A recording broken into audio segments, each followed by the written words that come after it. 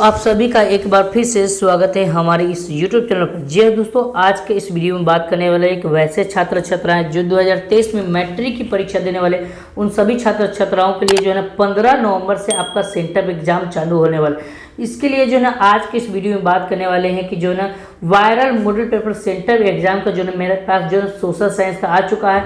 इस social science का जो है ये मॉडल पेपर अगर तैयारी कर लेते तो मैं ये गारंटी देता हूँ 60 से 70% जो ना आपका नंबर इसी से उठेगा। ठीक है, इसी है ना वायरल मॉडल पेपर से जो ना आप उठा सकते हैं इस तरह से, समझे। तो आपके पास भी जो है ना सेंटर एग्जाम का इस तरह से आपके पास कोड दिया जाएगा 111 है ना, ये सोशल साइंस का कोड है, समझे। और यहाँ पर प्रश्न पत्र का जो कोड है इस तरह से ये विषय कोड है, ये प्रश्न पत्र का कोड आपको ए दिया जाएगा। सबका जो है यही प्रश्न पत्र का कोड होगा।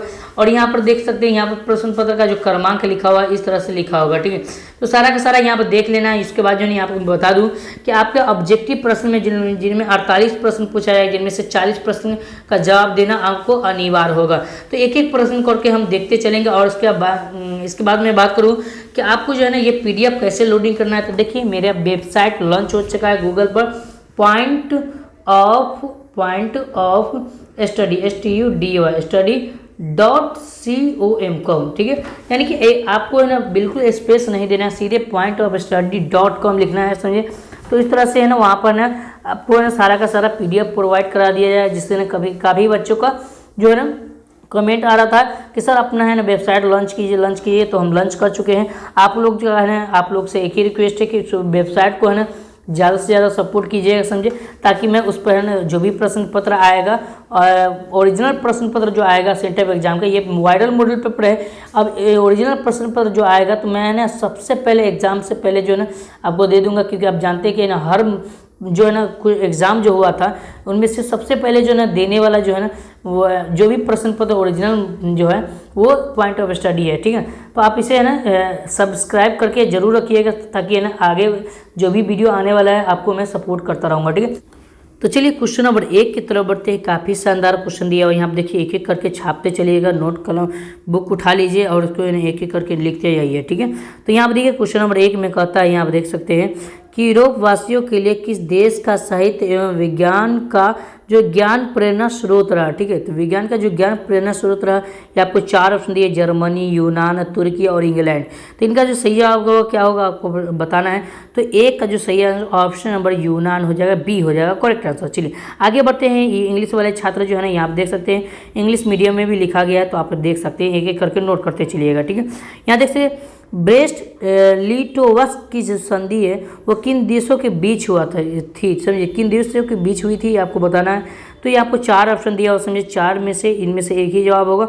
तो वो जो रूस और जर्मनी के बीच हुआ था, ऑप्शन नंबर डी हो जाएगा सही सर। ठीक है, चलिए आगे बढ़ते हैं। क्वेश्चन नंबर 3 की तरफ बढ़ते हैं। तो क्वेश्चन नंबर 3 में जो है इजी प्रश्न दिया हुआ, हिंद चीन में जो बसने वाला फ्रांसीसी वो क्या कहे जाते थे। ठीक है, वो क्या कहलाते थे। ठीक है, तो कोलोन, ऑप्शन नंबर सी बिल्कुल सही जवाब।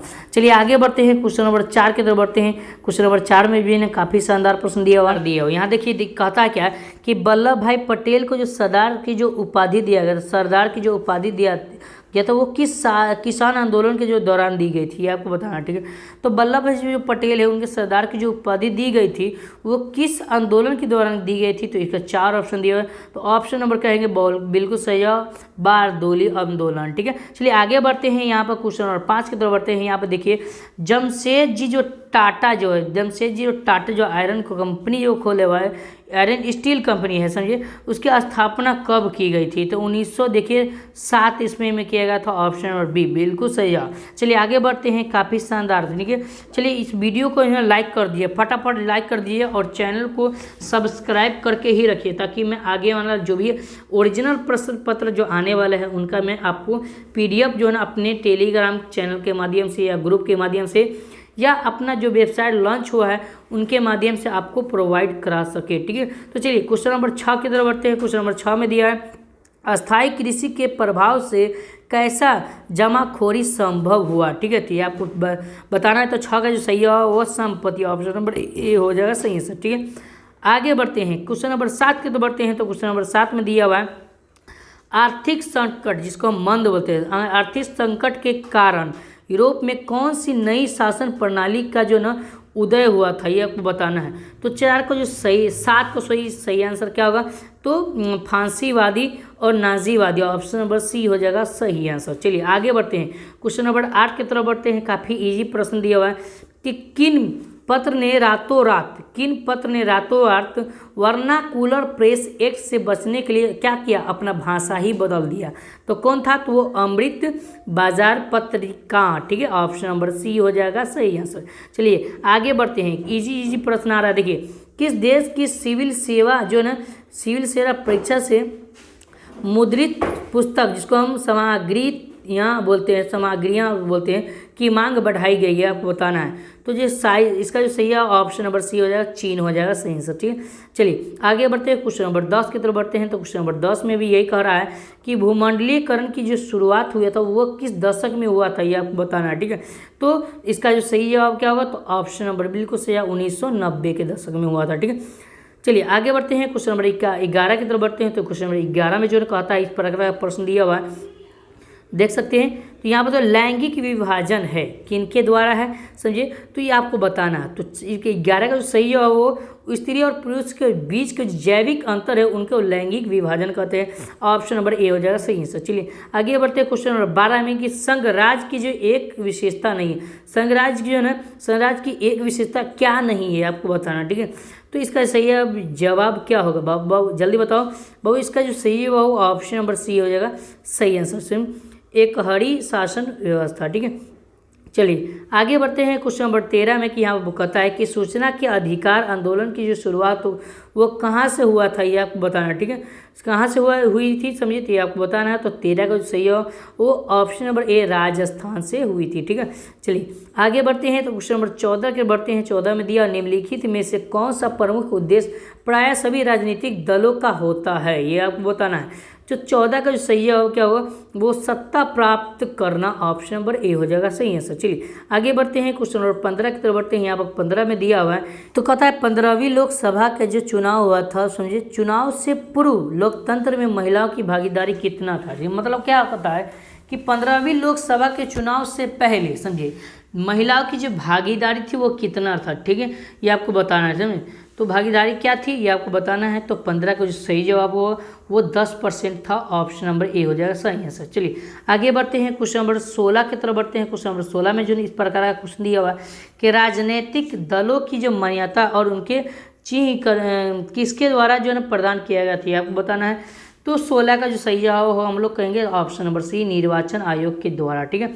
चलिए क्वेश्चन नंबर 17 की तरफ बढ़ते हैं। क्वेश्चन नंबर 17 में भी यही प्रश्न दिया हुआ कि निम्नलिखित में से कौन भारतीय किसान यूनियन के प्रमुख नेता थे, ये आपको बताना है। तो 17 का कहेंगे सर जी महेंद्र सिंह टिकैत, ठीक है, ऑप्शन नंबर सी हो जाएगा सही आंसर। चलिए आगे बढ़ते हैं, क्वेश्चन नंबर 18 के निम्नलिखित में से कौन सी राष्ट्रीय दल नहीं है, ठीक है। तो निम्नलिखित में से कौन राष्ट्रीय दल नहीं है आपको बताना है। 18 को कहेंगे लोक जनता शक्ति पार्टी, ठीक है, लोक जनक शक्ति पार्टी, ऑप्शन नंबर ए सी हो जाएगा सही आंसर, ठीक है। 19 की तरफ बढ़ते हैं, काफ़ी इजी प्रश्न दिया हुआ है, यहाँ देख सकते हैं कि राजनीतिक दलों की जो नींव सर्वप्रथम किस देश में पड़ी थी आपको बताना है। तो 19 का जो कहेंगे सर जी ब्रिटेन में पड़ी था, क्योंकि मैंने पहले ही पढ़ा चुका हूँ, समझिए।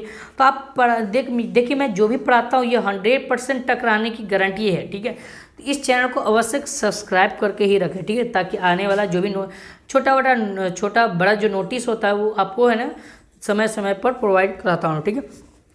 निम्नलिखित में से किसे लोकतंत्र का प्राण माना जाता है।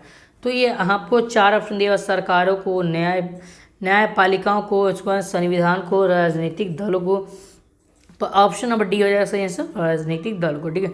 चलिए आगे बढ़ते हैं, क्वेश्चन नंबर 21 की तरफ बढ़ते हैं। क्वेश्चन नंबर 21 में कहता है कि समान ऊंचाई वाले स्थान को मिलने वाली जो काल्पनिक रेखा को क्या कहा जाता है, ये आपको बताना है। तो 21 का सही आंसर वो समोच्च रेखा कहा जाता है, ऑप्शन नंबर ए हो सही आंसर। क्वेश्चन नंबर 22 की तरफ बढ़ते हैं। तो बिहार में सबसे अधिक आबादी वाला जिला कौन है, समझिए। तो सबसे अधिक आबादी वाला जो जिला है वो ऑप्शन नंबर बी पटना है, ठीक है, ऑप्शन नंबर बी हो जाए सही आंसर, ठीक है।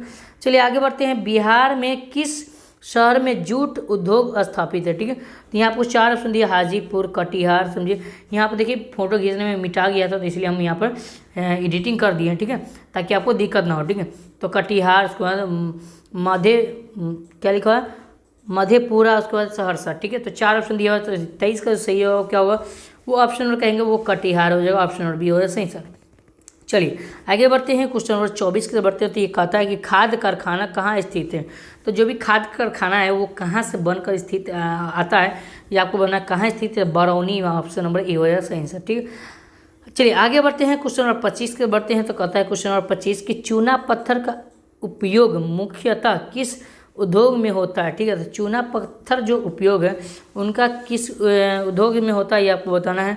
तो 25 का सही आंसर सीमेंट उद्योग, ऑप्शन नंबर ए हो जाएगा सही सर। ठीक है, क्वेश्चन नंबर 26 के बढ़ते हैं। तो क्वेश्चन नंबर 26 निम्नलिखित में से कौन गन्ना उत्पादक जिला नहीं है। तो देखिए गन्ना उत्पादक जिला इनमें से कौन नहीं है आपको बताना है। तो देखिए ये सभी नहीं है, गन्ना इस समय नहीं। मुजफ्फरपुर में सबसे ज़्यादा क्या होता है, तो लीची होता है। ठीक है, तो ये बांका भी नहीं है, समझिए बांका है। ठीक है, तो ऑप्शन नंबर क्या होगा, ये सब क्या है, गन्ना उत्पादक राज्य है। इसमें से कहा गन्ना उत्पादक राज्य किया जाता है, समझिए, लेकिन बांका में नहीं किया जाता, ऑप्शन नंबर डी हो जाएगा सही सर। ठीक है, चलिए आगे बढ़ते हैं, क्वेश्चन नंबर 27 समझ रहे हैं। ठीक है, चलिए यहाँ देखिए, बिहार के जूट उत्पादक में क्या है, गिरावट हो रही है, वृद्धि हो रही है, स्थिर हो रही है, या इनमें से कोई नहीं। ठीक है, तो देखिए बिहार में जो जूट उत्पादक है हुआ, समझिए उनमें क्या गिरावट आया है। ठीक है, तो गिरावट हुआ तो ऑप्शन और बी मिल जाएगा सही आंसर।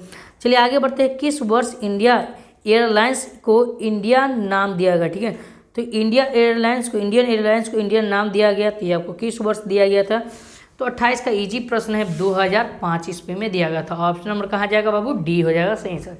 चलिए आगे बढ़ते हैं, क्वेश्चन नंबर 29 में बोलते हैं। तो कहता है हुगली औद्योगिक प्रेस का प्रमुख केंद्र कौन है, समझिए। तो हुगली औद्योगिक जो है प्रेस का जो है प्रमुख केंद्र कौन है आपको बताना है। तो 29 का सही जवाब क्या होगा, कहेंगे ऑप्शन नंबर बी में जाएगा सही आंसर। चलिए आगे बढ़ते हैं, क्वेश्चन नंबर 30 में बढ़ते हैं। क्वेश्चन नंबर 30 में दिया है कि गेहूं किस प्रकार की फसल है। तो देखिए गेहूं की बात किया जाए तो वो किस प्रकार की फसल है, तो वो आपको बताना है, जल्दी बताइए।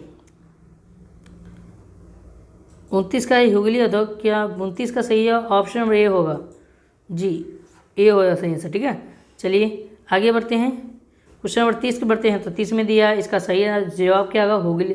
गेहूं की बात किया जाए तो 30 का सही है, ऑप्शन नंबर ए होगा, रबी फसल हो जाएगा। ठीक है, चलिए आगे बढ़ते हैं, क्वेश्चन नंबर 31 में बढ़ते हैं। कहता है यदि किसी वस्तु या सेवा का मूल्य 20 लाख से अधिक तथा 1 करोड़ से कम होता है, उस उपभोक्ता का जो शिकायत वो कहाँ करेंगे, ये आपको बताना है।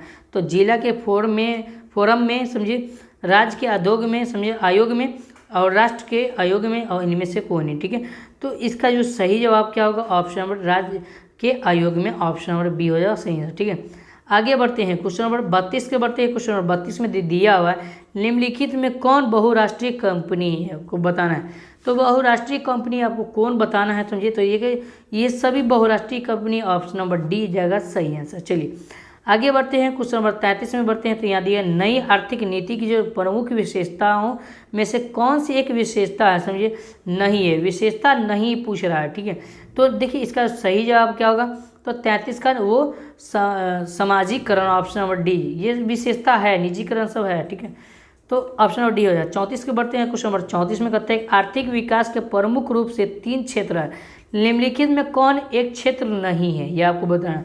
तो 3 क्षेत्र है, पहला क्षेत्र कृषि, दूसरा सेवा और औद्योगिक क्षेत्र, तो इनमें से कौन नहीं है। तो 34 का सही जवाब क्या होगा, वो ये इसका जवाब होगा ऑप्शन नंबर सी हो जाएगा सही आंसर। ठीक है, चलिए आर्थिक विकास के प्रमुख रूप से 3 क्षेत्र है, समझिए विकास के, तो हमारे हिसाब से डी होना चाहिए, आपके हिसाब से क्या है, नहीं पूछ रहा है ना, तो डी होना चाहिए। चलिए आगे बढ़ते हैं, चलिए आपका जो भी जवाब है आप कमेंट बॉक्स में जरूर बताइएगा। ठीक है, आगे बढ़ते हैं, व्यावसायिक बैंकों का राष्ट्रीयकरण कब किया गया था, ये आपको बताना है। तो व्यावसायिक जो बैंक है उसका जो राष्ट्रीयकरण किया गया था वो कितना ईस्वी में किया गया था।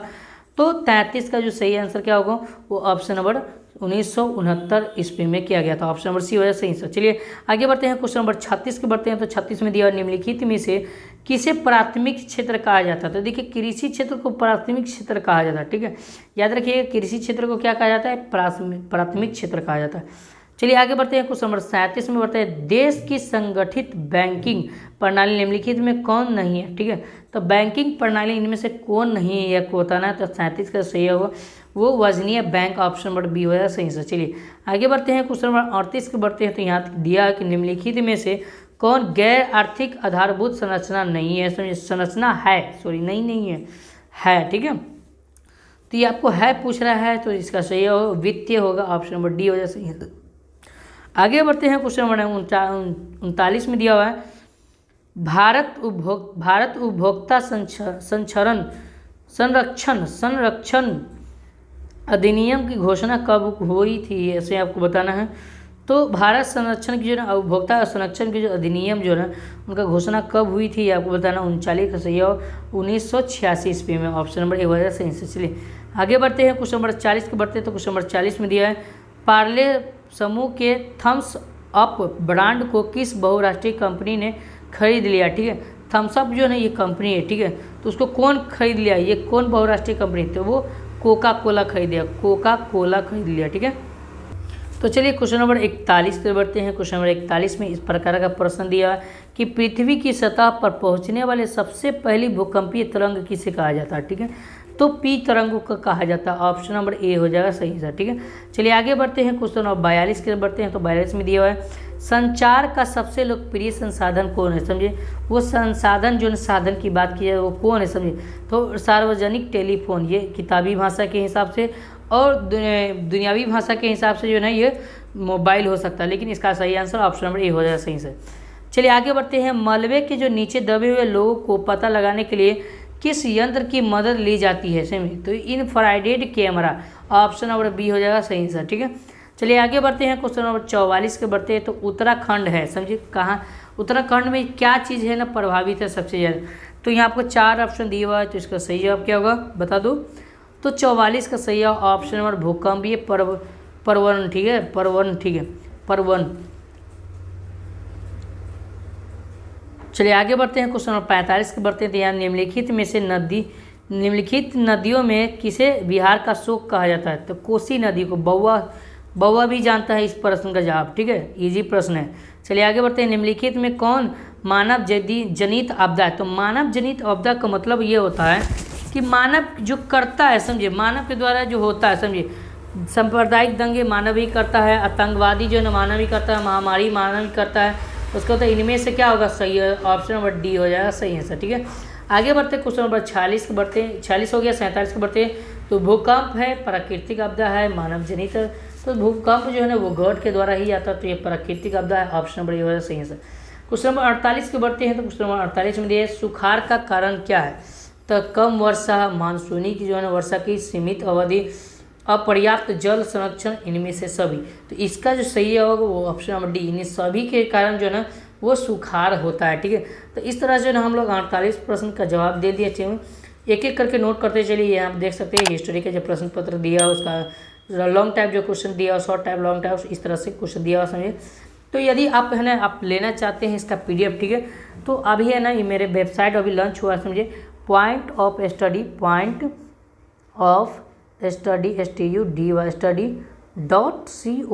इस तरह से एक भी स्पेस नहीं देना है और इसको सर्च करना, ठीक है। तो दोस्तों ये वीडियो पसंद आए तो प्लीज़ लाइक कीजिएगा और चैनल को अब से सब्सक्राइब करके रखिएगा, ताकि मैं आने वाला ओरिजिनल प्रश्न पत्र का आपको जो है PDF वगैरह आंसर की सब कुछ है ना प्रोवाइड करा पाऊँ और आपका एग्ज़ाम बेस्ट जाए, ठीक है।